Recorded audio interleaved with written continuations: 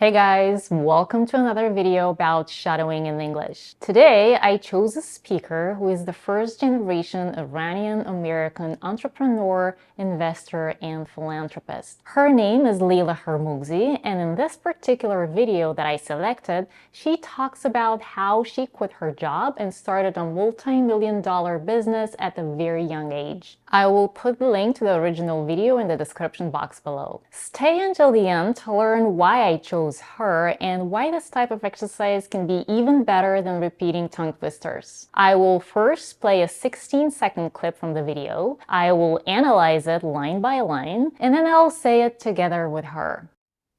Okay, let's first listen to the whole thing. I actually moved out to California. I didn't have a job. I barely had any money. I didn't know anything about California, but I was like, I have to go out there and I have to learn from people who are the best, and I'll work under them. I'll work where I have to go. Because then eventually I can become the best because I've learned from the best and I can have my own business. All right, so as you can hear, she is super fast. Let's now break it down. I actually moved out to California.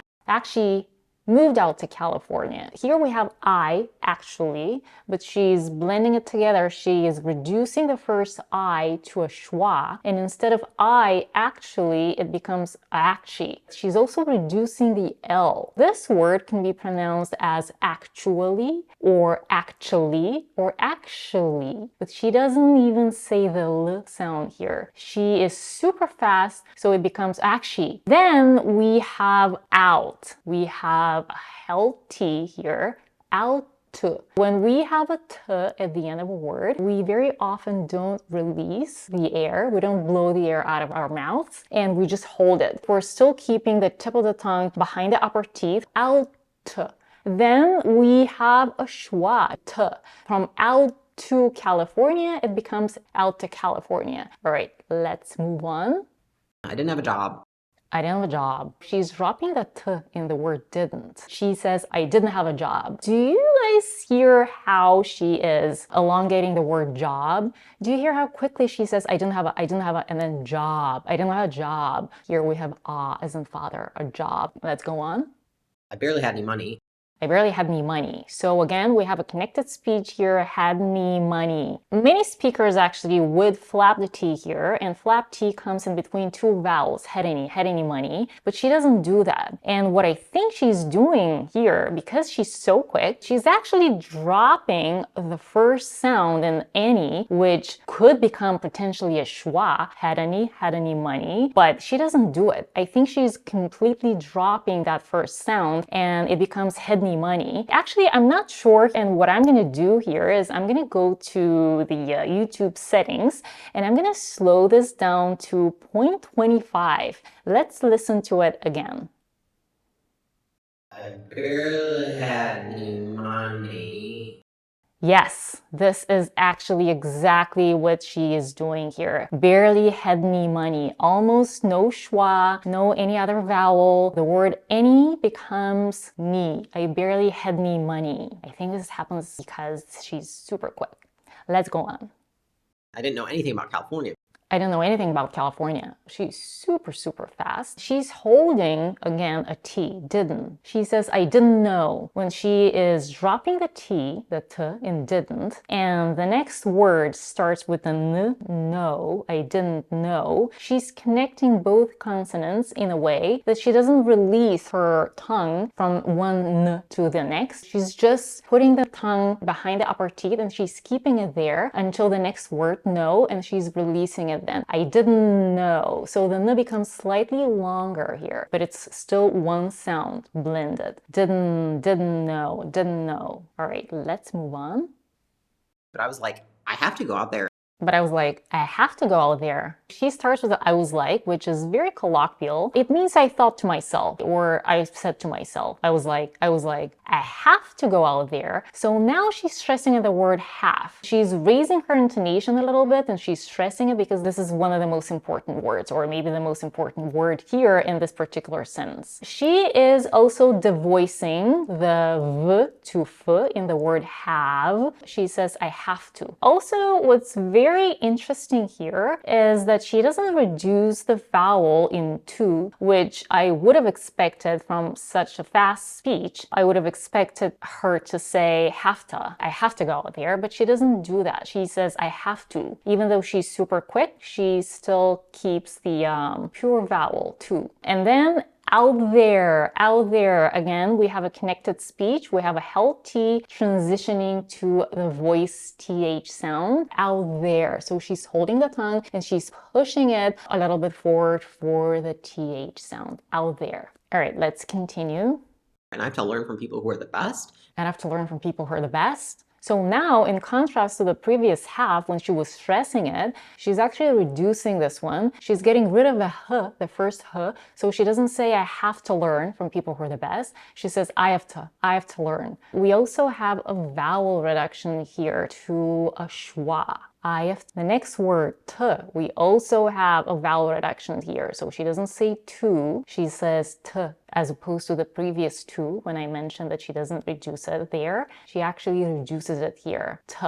I have to. In the word from, we have another vowel reduction. So she doesn't say from, she says from, because she's very quick. She's stressing the word best, which is our last content word. She elongates it a little bit. She raises the intonation a little bit here. The best. Let's go on and see what we have next.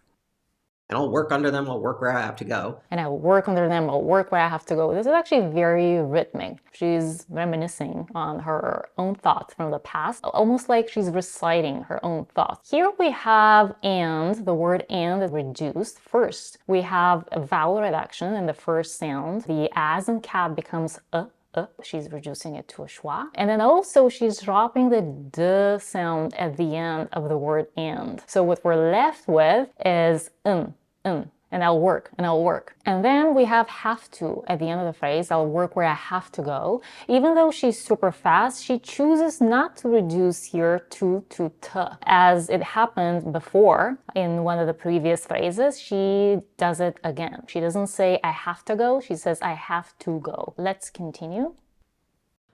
Because then eventually I can become the best. Because eventually I can become the best. We start with which is a filler word. A little bit of hesitation here. She's reducing the e in the word then to them. Another schwa, them. Our next word eventually is a little bit more stressed. She is raising her intonation in the second syllable, which is a stressed syllable, eventually, and then I can, another vowel reduction to a schwa. And then she's stressing in the word become.